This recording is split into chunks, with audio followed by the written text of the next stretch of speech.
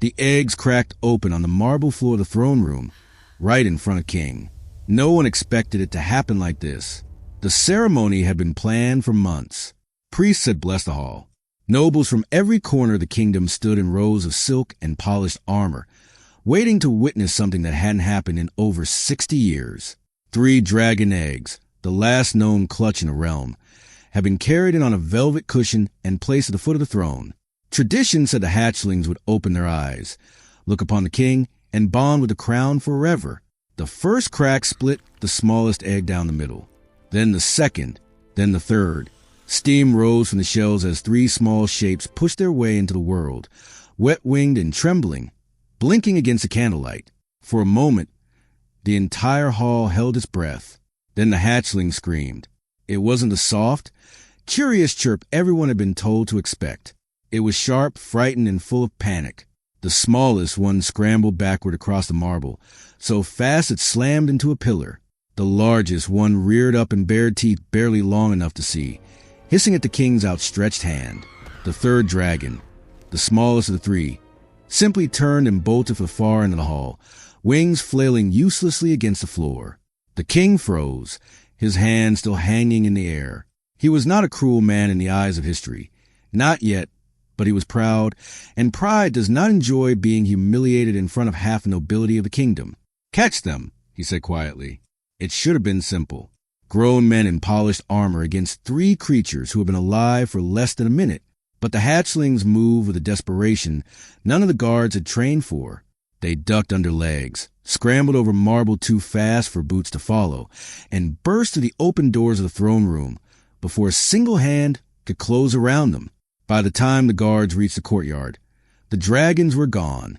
They searched the palace gardens first, then the stables, then the outer wall, where a startled watchman swore he'd seen 3 shapes, no bigger than dogs, slip between the bars of the east gate and disappear into the streets of the town below. It took nearly 2 hours to find them. They were curled together in the back corner of a blacksmith's forge, pressed against the warm stone of a cooling furnace. 3 small bodies tangled into one shivering pile. The forge belonged to a man named Tomas, a widower who kept himself, who spoke more to his hammer than to his neighbors, and who had not asked the world for anything in a very long time. He was still in his leather apron when the guards arrived, stood on his hands, halfway through cooling a length of iron in a bucket of water. He hadn't heard the commotion. He hadn't heard anything at all until 3 armored men pushed through his door, demanding to know what he had done. He hadn't done anything. That much was obvious the moment the guards saw him.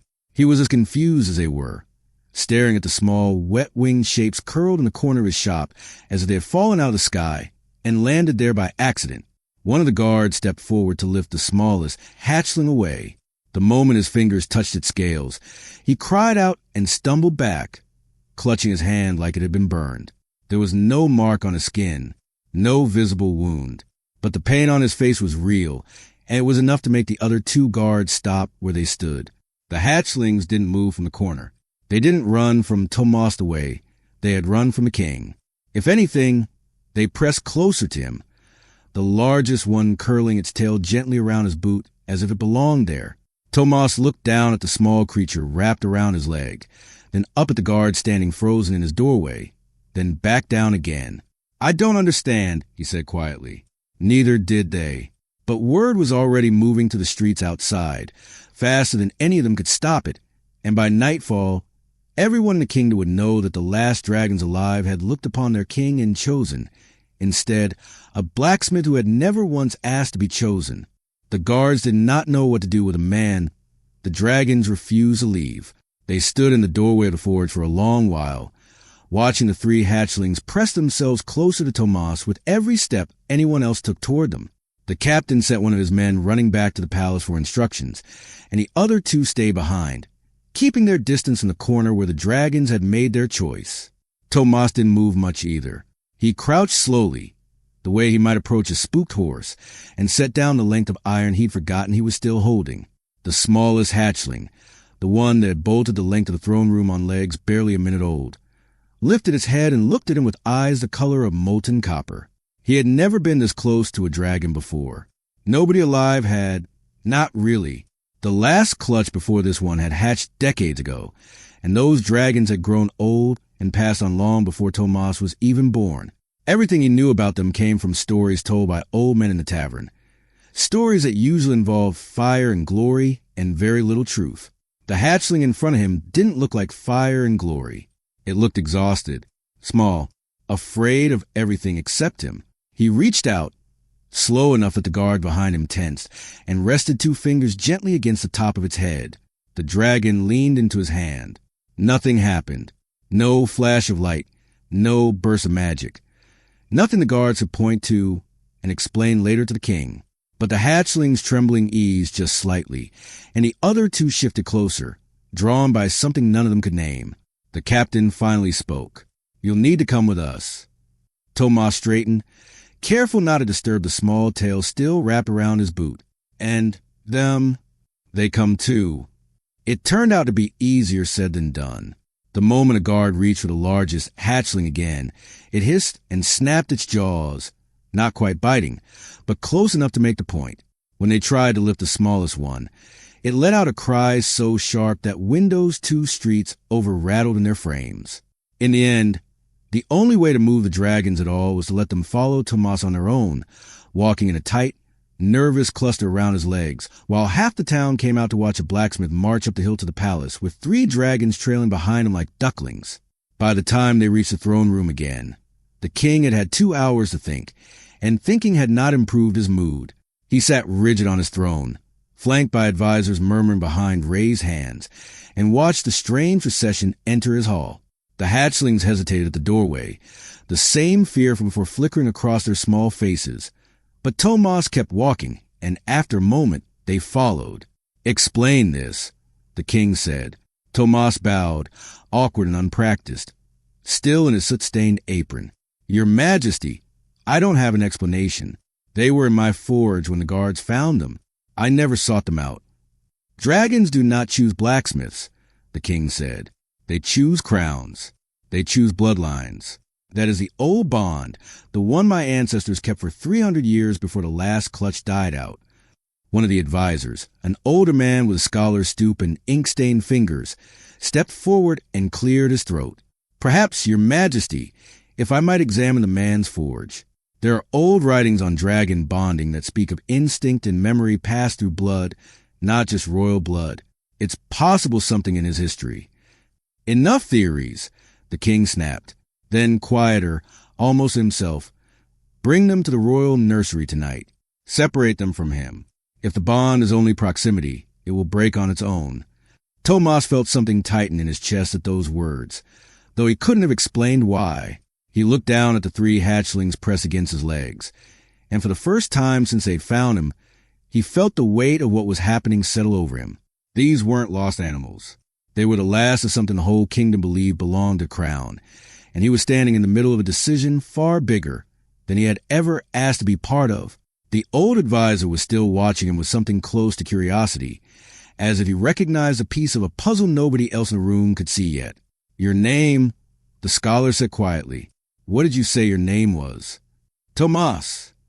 The old man's eyes narrowed, some memory stirring behind them. "Tomas the blacksmith. Was your wife, by any chance, a woman named Alira?" The question landed like a stone dropped into still water, and Tomas felt the past shift beneath his feet before he understood why. The name hit him harder than he expected, even after all these years. "She was," Tomas said. "She died 6 winters ago." "How do you know her name?" The old scholar didn't answer right away. He turned instead and moved toward a shelf of records along the far wall of the throne room, the kind of shelf most people forgot existed until they needed it. His fingers moved over cracked leather spines until he found what he was looking for, a thin volume bound in gray cloth, its pages yellow with age. "I was a young clerk when this was written," the old man said, carrying the book back toward the center of the hall. "Barely older than you are now. There was a report decades ago of a young woman near the eastern hills who found an injured dragon and nursed it back to health in secret. The crown never confirmed it. Dragons were rare even then, and the family who found her refused to let anyone near her, afraid the beast would be taken and killed for its scales." He opened the book and turned it so Tomas could see. There, in faded ink, was a small sketch, crude but unmistakable. A young woman kneeling beside a wounded dragon, half her size, one hand resting on its neck. Tomas had never seen the drawing before in his life, but he recognized the woman instantly, the set of her shoulders, the way she tilted her head when she was concentrating on something fragile. "That's her," he said quietly. "That's Alira." The three hatchlings, still pressed close around his legs, shifted at the sound of grief in his voice, the largest one pushing its head gently against his hand, as if it understood something the humans in the room were only beginning to piece together. "She never told me," Tomas said.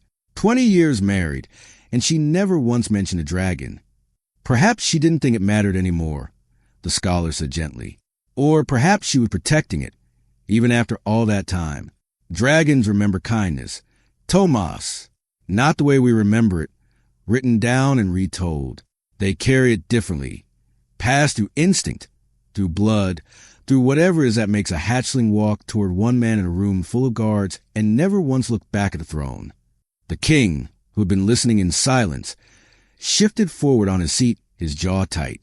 "You're suggesting the dragons recognize him because of something his wife did before he was even born. I'm suggesting, Your Majesty, that dragons did not bond to gold or to crowns.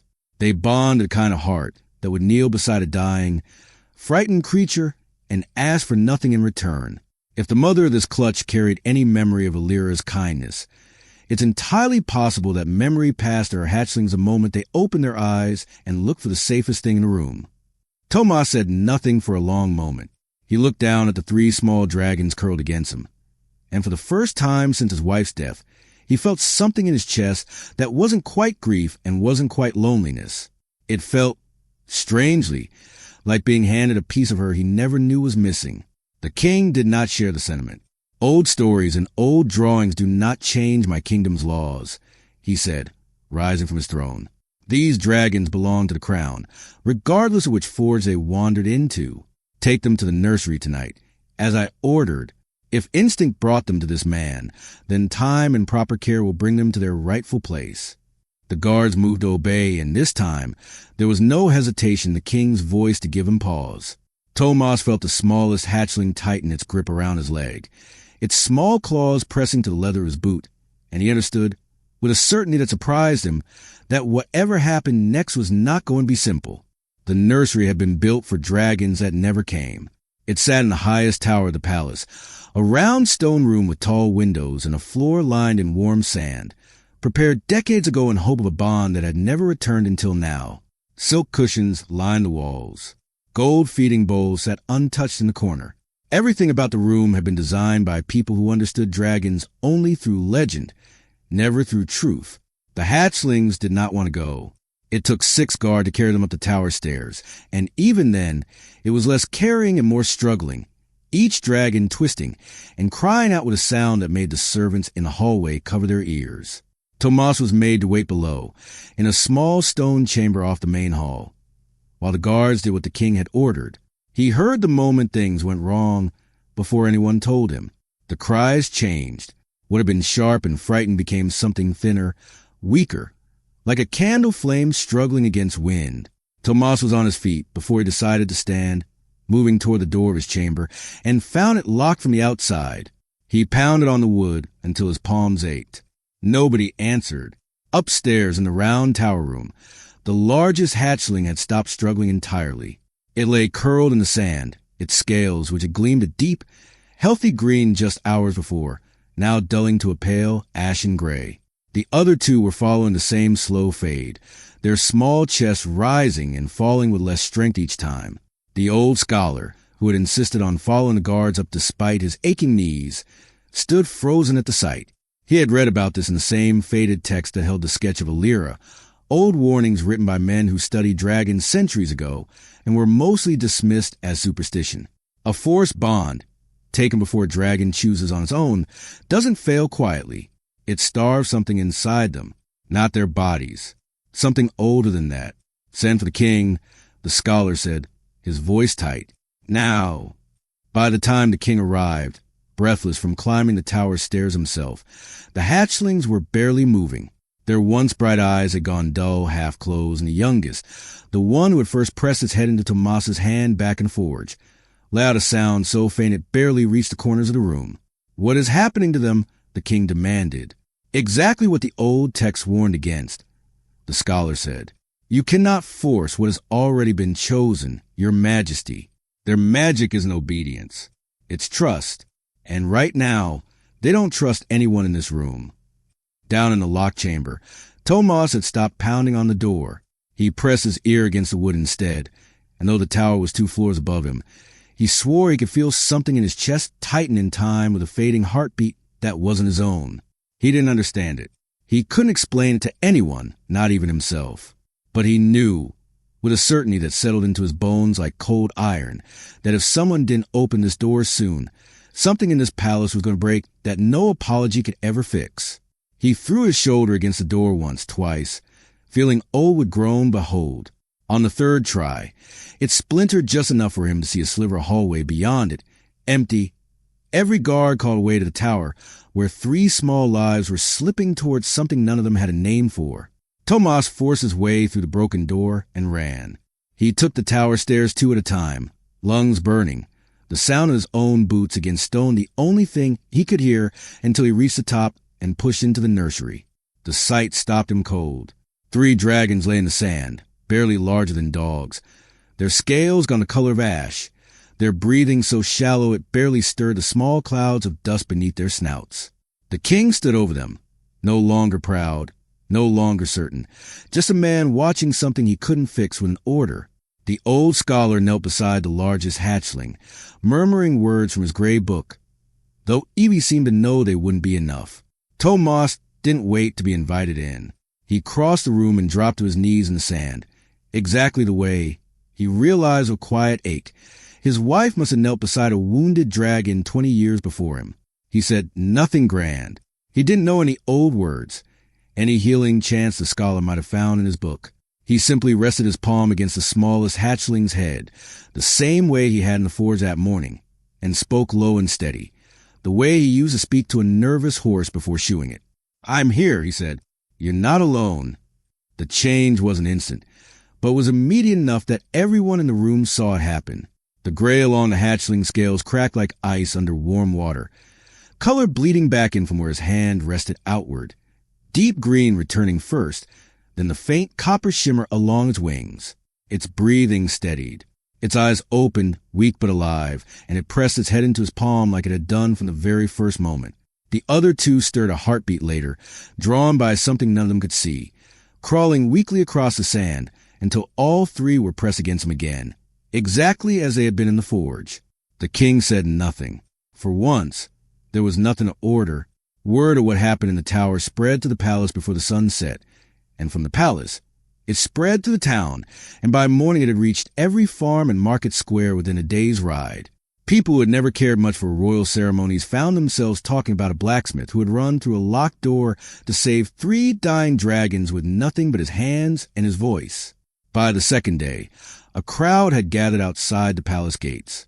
Not soldiers, not nobles, just ordinary people, blacksmiths and bakers and farmers who had known Tomas for years and never once thought him as anything more than a quiet man who kept to his forge. They didn't come with weapons or demands. They came and stood and waited the way people do when they want their king to know they're watching.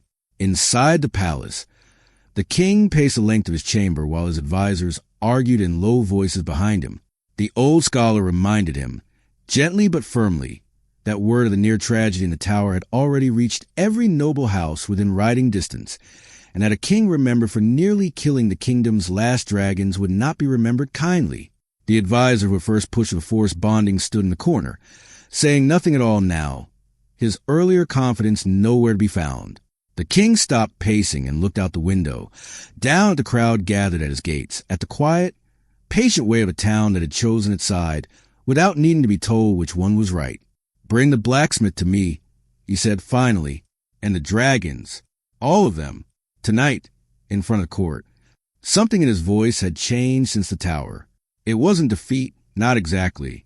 It was closer to a man beginning, reluctantly, to understand a truth he had spent his whole reign refusing to consider. The throne room looked different that evening, though nothing about it had physically changed. The same marble floor, the same tall windows catching the last orange light of sunset, the same rows of nobles standing where they had stood days before when 3 eggs first cracked open at the king's feet. But the silence felt different now. Heavier. Watching.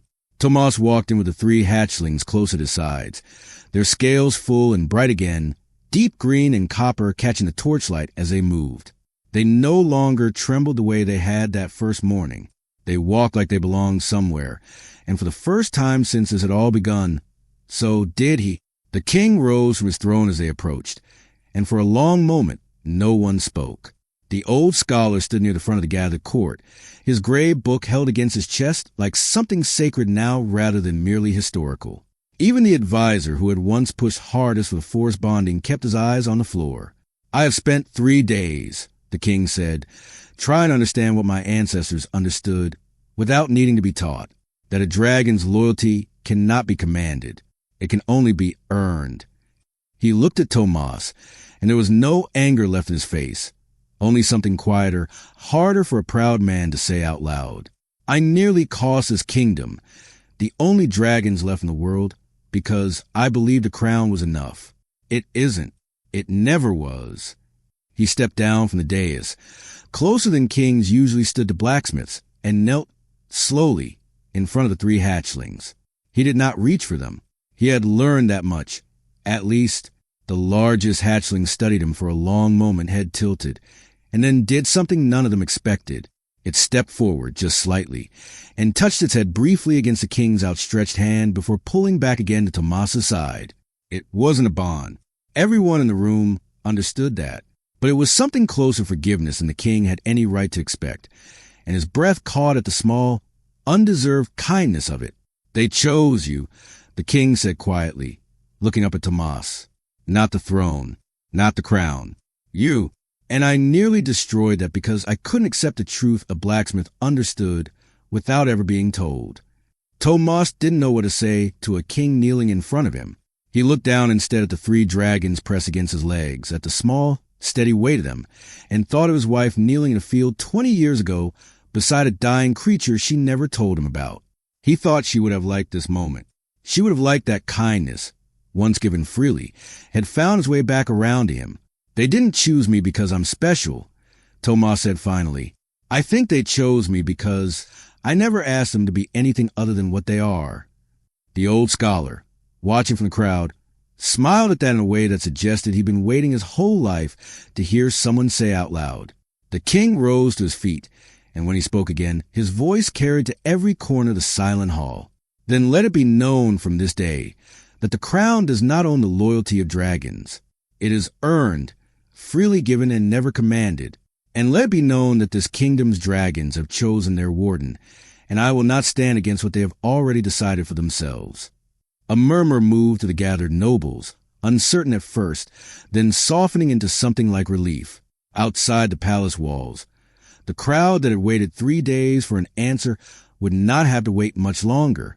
The announcement reached the gates before Tomas himself did. By the time he stepped out to the palace doors with the 3 dragons at his side, the crowd that had waited so patiently was no longer quiet. Word had traveled fast, the way it always does in a town small enough for everyone to know everyone else's name, and the people gathered there were no longer just watching. They were cheering, a sound so warm and sudden that the smallest hatchling pressed closer to Tomas's leg, startled, before realizing there was nothing here to be afraid of. He didn't know what to do with that kind of noise. He never had.